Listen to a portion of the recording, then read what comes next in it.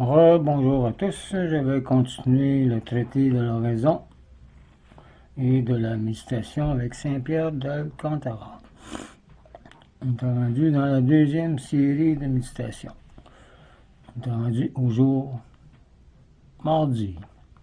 On va parler de méditation sur l'oraison du jardin, sur la prise de notre Seigneur et son entrée dans la maison d'âme. Donc, commençons avec un signe de croix. Au nom du Père, du Fils et du Saint-Esprit. Amen.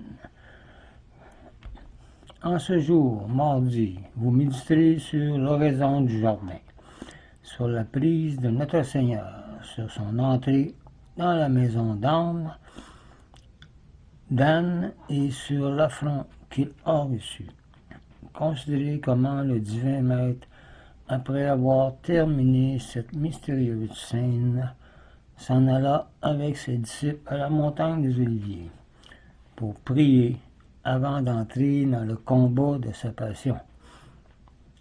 Par là, il voulait nous enseigner que dans toutes les peines et les obstacles et les tentations de cette vie, nous devons toujours recourir à la prière comme à une ancre assurée au milieu de la tempête qui nous soutiendra par son efficacité, ou bien nous serons délivrés du poids de la tribulation, ou bien nous recevrons des forces pour le soutenir, ce qui est une nouvelle grâce plus grande.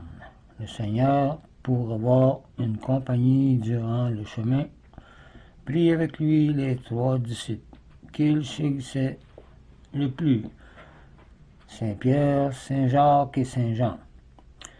Comme il avait été témoin de sa glorieuse transfiguration, il voulait qu'ils vissent de même la figure si différente que son amour pour les humains allait faire prendre à celui qui leur avait apparu, si resplendissant de gloire au Tabor lors de sa transfiguration, afin de leur faire comprendre que les souffrances de son âme n'étaient pas moindres que celles qui commençaient à apparaître au dehors. Il leur dit ces paroles empreintes d'une si profonde douleur: mon âme est triste jusqu'à la mort. Attendez ici et veillez avec moi. Ayant dit ces paroles, il s'éloigna des disciples et la distance d'un jet de pierre, et prosterné contre terre avec un très grand respect, il commença à prier, disant: mon Père, s'il est possible, que ce calice passe loin de moi. Cependant qu'il soit fait, non selon ma volonté, mais selon la vôtre. Je vous mettrai les versets dans la description. Ayant fait cette prière 3 fois, à la 3e, il entra dans une telle agonie qu'il commença à suer des gouttes de sang qui coulaient avec abondance de son corps sacré, et tombait à terre. Considérez attentivement ce bon maître dans ce mystère si douloureux qu'il a subi. Pour nous, là, il se représente tous les tourments qu'il va souffrir. Il voit de la manière la plus distincte les douleurs si cruelles que l'on prépare au plus délicat de tous les corps. Il voit tous les péchés du monde pour lesquels il souffrait, et en même temps l'ingratitude de tant d'âmes qui ne devaient ni reconnaître un tel bienfait, ni profiter d'un remède si grand qu'il apportait, et qui coûtait si cher à notre Dieu.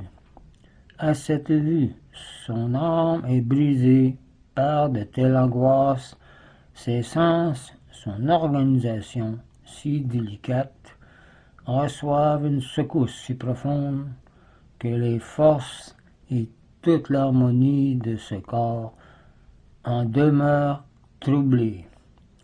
Cette chair bénie s'ouvre de toutes parts, donne un libre passage au sang qui, de tous les membres, coule en telle abondance pour nous qu'il ruisselle jusqu'à terre. Si la chair qui n'endurait que par contre-coup ces douleurs en était là, que devrait-il se passer dans l'âme qui les endurait directement? Quand la prière du jardin est terminée, arrive ce faux ami à la tête d'une infernale cohorte. Après avoir abdiqué l'apostolat, il s'est fait le chef et le capitaine de l'armée de Satan.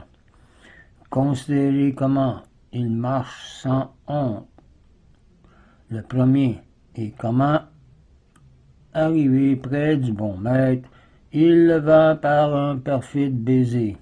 Oui, Judas a fait ça. À cette heure, le Seigneur dit à ceux qui venaient pour le prendre, vous êtes venus à moi, comme un voleur avec des épées et des lances. J'étais au milieu de vous, chaque jour dans le temple, et vous n'avez pas mis la main sur moi. Mais cette heure est la vôtre, et cela est celle de la puissance des ténèbres. C'est là un mystère qui doit jeter l'âme dans une bien grande admiration. Quoi de plus étonnant que de voir le Fils de Dieu prendre la ressemblance, non seulement d'un pécheur, mais encore celle d'un réprouvé, et même du monde entier. Celle-ci est votre heure, dit-il, et celle de la puissance des ténèbres. L'on infère de ces paroles que, pendant cette heure, ce très innocent agneau, que Jésus fut livré au pouvoir des princes des ténèbres, qui sont les démons. Pourtant, il a pouvoir sur eux, pour qu'ils lui fissent subir par le moyen de leurs ministres tous les tourments et toutes les cruautés qu'ils voudraient. Vous qui méditez ceci, mesurez maintenant du regard jusqu'où voulut descendre par amour pour vous cette haute majesté d'un Dieu. Ce Jésus, puisqu'il descendit jusqu'au dernier de tous les maux qui est d'être livré au pouvoir des démons. C'était la peine que méritaient vos péchés. Pour vous en délivrer, il voulut s'y soumettre et l'endurer jusqu'à la croix. Après ces paroles, cette troupe de loups affamés fond sur ce doux agneau. Les uns le saisissent d'un côté, les autres d'un autre, chacun comme il peut. Avec quelle inhumanité il le traite, quelles paroles insultantes il lui adresse, que de coups il décharge sur lui, avec quelle violence il l'entraîne, quels cris il jette, quelle horrible clameur. On dirait des vainqueurs qui ont saisi leur proie. Ils prennent ces saintes mains, qui un peu auparavant avaient opéré tant de miracles et de guérisons dans le peuple, et les attachent par des nœuds si forts que la chair des bras en est déchirée et que le sang jaillit. C'est ainsi qu'ils le mènent par les voies publiques, liés et couverts d'ignominie. Considérez bien attentivement comment il parcourt ce chemin, abandonné de ses disciples, accompagné de ses ennemis, forcé de hâter le pas, manquant d'haleine, les traits altérés, le visage enflammé et rouge par la précipitation de la marche, au milieu de traitements si indignes, contempler la modestie de sa figure, la dignité de son regard et ce visage divin qui, au milieu de toutes les insultes du monde, ne put jamais être obscurci. Suivez le divin maître à la maison d'Anne.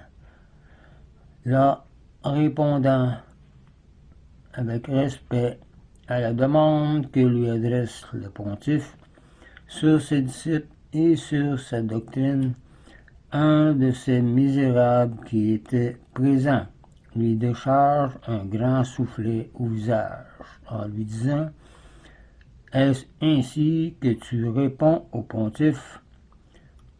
Le Sauveur se contente de lui dire « Si j'ai mal parlé, montrez en quoi. Et si j'ai bien parlé, pourquoi me frappez-vous?